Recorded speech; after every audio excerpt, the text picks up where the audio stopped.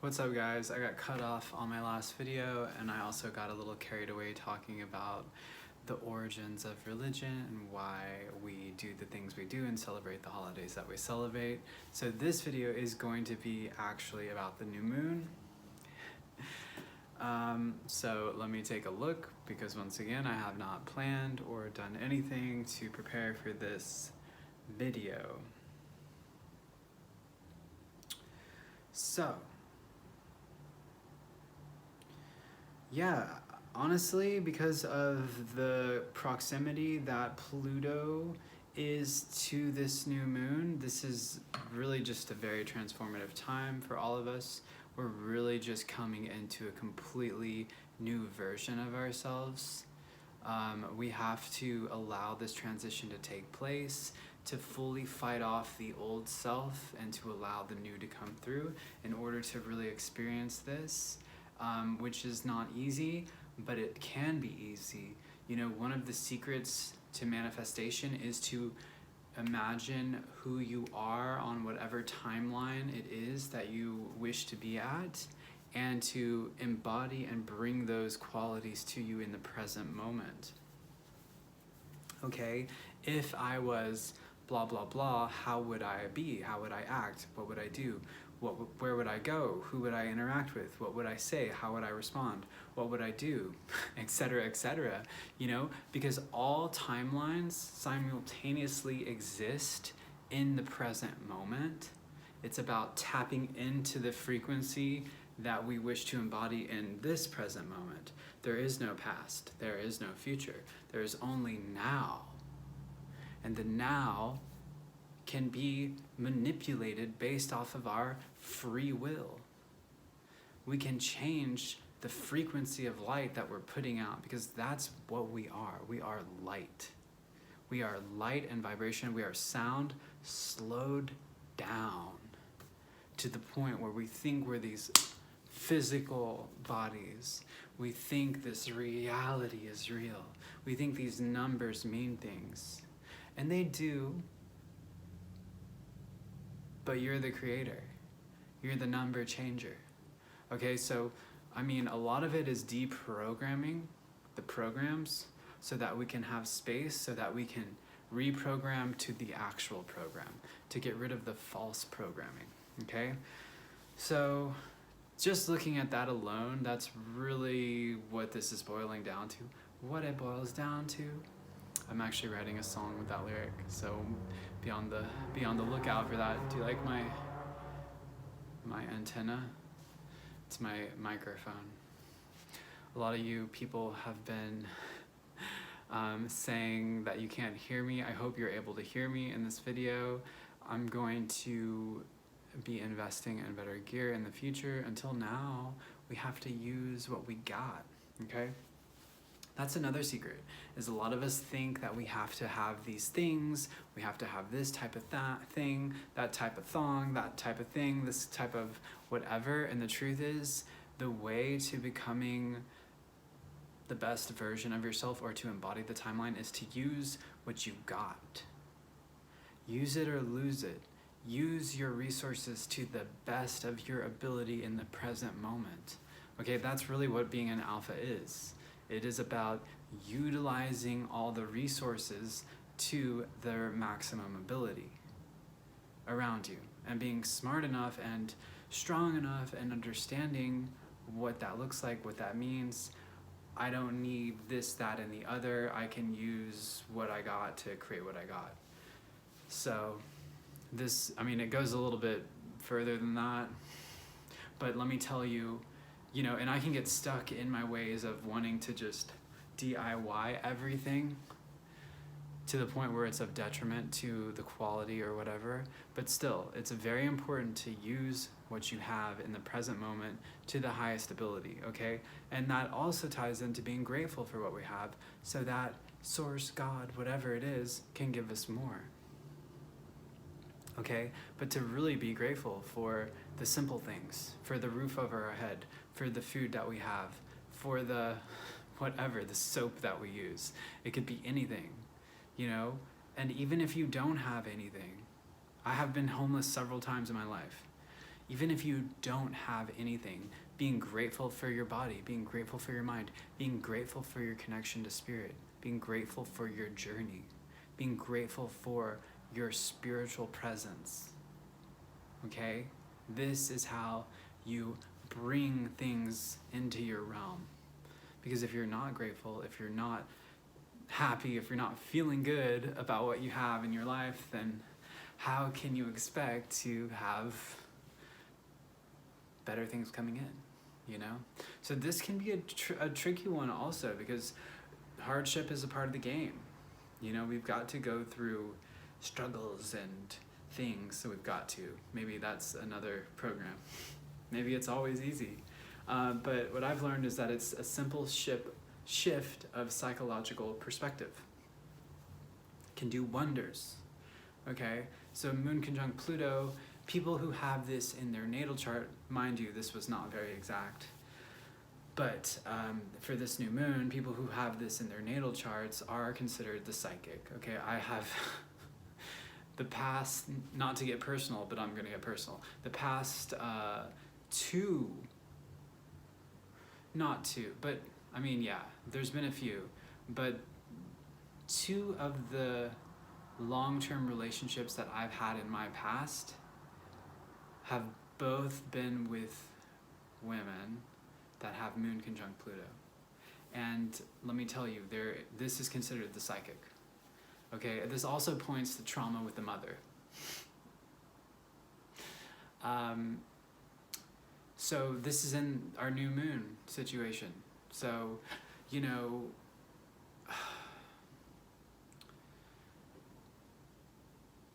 what are ways that we can transform, because Pluto is transformation, our own perspective, our own moon, our own intuitive mind, our own emotional frequency that we have towards this illusion in order to shift timelines, okay? Because oftentimes a change of perspective is really all we need in order to completely remove ourselves from the past reality, frequency, okay? So what perspective shift can we embody to help bring that into fruition? Maybe it's our belief system we have towards finances. Maybe it's our belief system that we have towards our own family. Maybe it's our belief system that we have towards work, or what it is we want to do and build. I know personally I have to go through several psychological perspective shifts to even be able to do what I do. And it is not easy all the time. Sometimes it's a struggle. But when I'm finally there, it seems so easy, because we can just look to the past and be like, what the fuck was that guy thinking? You know, like, what kind of rut? And this also happens whenever I like become sober. I'll look to my past and be like, who was that guy that was so involved in that other frequency? And you don't see it until you jump timelines. And then once you're at a different timeline, you look at this other timeline that you were at and you're like, oh my, how on earth could this even be? But you got to understand, the version of you in that dimension is not the version of you now. So there's a limiting veil over the keyword perspective that we once were. Okay, so Moon conjunct Pluto, oftentimes it's just a perspective shift that needs to happen internally in order to completely transform our reality. All right? And yes, sometimes it helps us to be around people who can help bring that transformation into being. Other times, we can't really be codependent or rely on anyone. Sometimes we just have to rely on our source to do that. All right? But the main thing, the most important thing is to trust. Have faith, Saturn in Pisces in the Western. Have some faith, have some spiritual groundedness in the reality that you wish to live, the reality that you want to see come into fruition. All right, let's move on and talk about some other things. Once again, it is so weird doing Western because my mind is now really gearing towards the Vedic, but it's fun to do both. Okay, so Sun in Capricorn, ruled by Saturn. We look to Saturn. Saturn is, let's look at aspect. How about that? Saturn's around 4 degrees Pisces. It's moving along quick, guys. It's moving along quick. Saturn will be in Pisces for all of 2024 in the Western. It's in Aquarius in the Eastern, the sidereal and the Vedic. I don't mean to confuse you with all that, but it is true. Okay, what else is coming?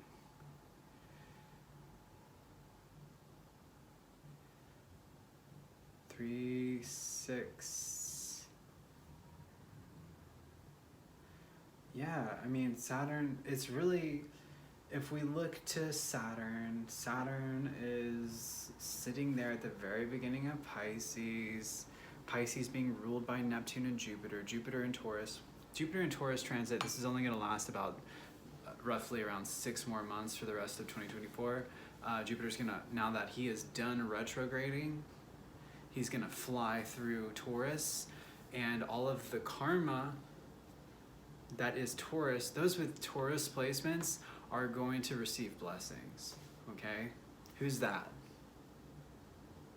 Call it in, raise your hand. Me, it's me. It's my Taurus blah blah, it's my Taurus blah blah.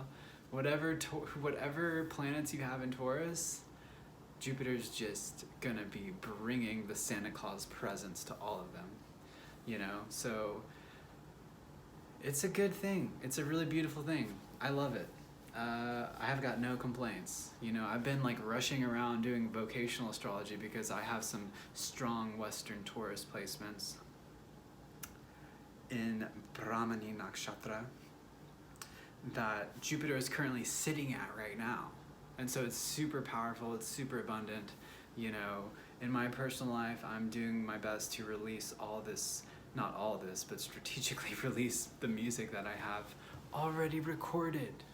You know, so I'm releasing that, and Jupiter is helping me, and Jupiter is bringing a lot of blessings to all those people with the Taurus placements and Brahmani Nakshatra. Mercury sitting at the galactic center, sitting at Ophiuchus. Listen up. Where's the channeling coming from? What does the snake charmer have to say? Mercury's transiting its shadow. It's still not done. It's got a few more days to move along and complete all of the territory that it retrograded, its shadow phase. So what is Mercury telling you? You know, where is it cleaning things up in your chart? But still, this is a wonderful placement for divine insight. Okay? And I think we're seeing that. I think we're seeing a lot of that happening. What else? Venus entering Ophiuchus. That's a nice transit. Not much I can say there.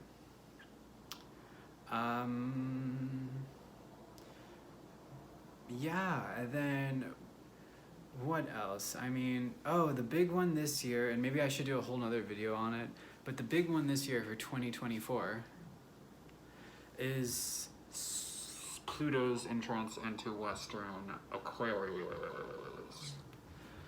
A lot of people are losing their shite about all this. I've said in posts, if you follow me on Facebook, that, you know, the reality is Pluto is sitting at the anaretic degree of Capricorn. So this is a very potent position for Jupiter. Pluto. Right? The anaretic degree is the oldest position that it can be in.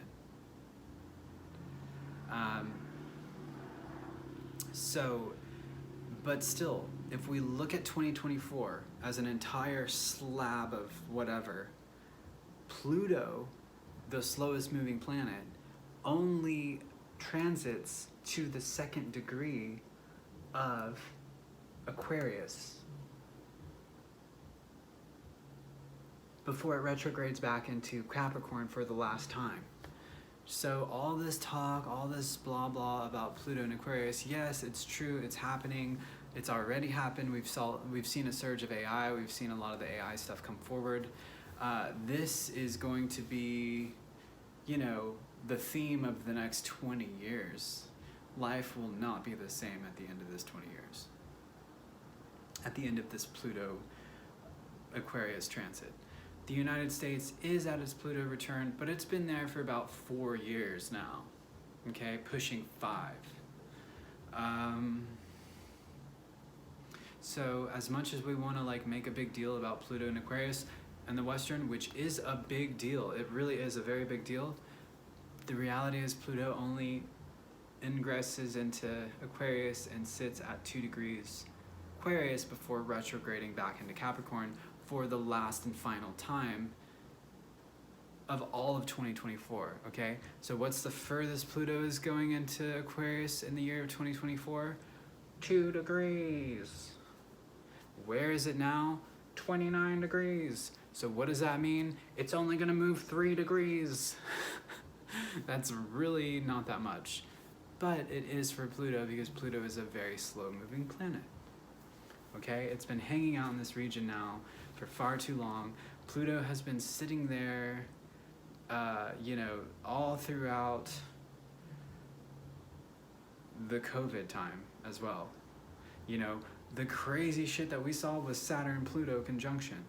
It was also Jupiter-Pluto, expanding the fear, okay? Because Pluto's death, resurrection, rebirth, fear. All right, all these things. But yeah, we're in a new world, we're in a new timeline. We're about to enter the year of the dragon, the wood dragon, not the fire dragon, not the metal dragon, not the water dragon, not the earth dragon, the wood dragon. And we're coming out of the year of the water rabbit. But we're still in the year of the wawa wabbit, okay? We still are. We have another month. Yes. So enjoy the finale of the water rabbit. Eat a carrot, tell a joke, hug a friend, make some music. Dragons are revered. It's a powerful time, sacred time. Enjoy the year of the wood dragon as it comes into fruition. Depending on your Chinese zodiac, you're gonna have a completely different reaction, alchemical reaction to the wood dragon. Maybe you're a metal goat, maybe you're a metal horse, maybe you're a water pig, whatever you are. Maybe you're a fire monkey, maybe you're a fire rabbit, maybe you are a metal dragon, or the gold dragon is also referred to that. Just because if you're a dragon and we're coming into the year of dragon, that doesn't mean you're gonna necessarily have a good year, okay? Just because it's your year doesn't mean it's gonna be a blessing towards you. Everything is extremely specific and really has to take a lot into account. If you wanna know the best pole star reader that I have ever witnessed in my life, send me a message on social media, Zenith Mystery School. I will refer you to the best Chinese astrologer that I know. Feng Shui, pole star, amazing reader. Absolutely blew my socks off. My reading, I'm still digesting, and it was given to me almost 4 or 5 months ago. And it's so potent and accurate. I highly recommend it. Okay? Contact me. I would give you my email, but I never check it. I've got way too many emails and projects. I need a secretary or some kind of assistant or something because I'm way too creative and just disorganized. I'm actually very organized, but just I got my hands in way too many things to just be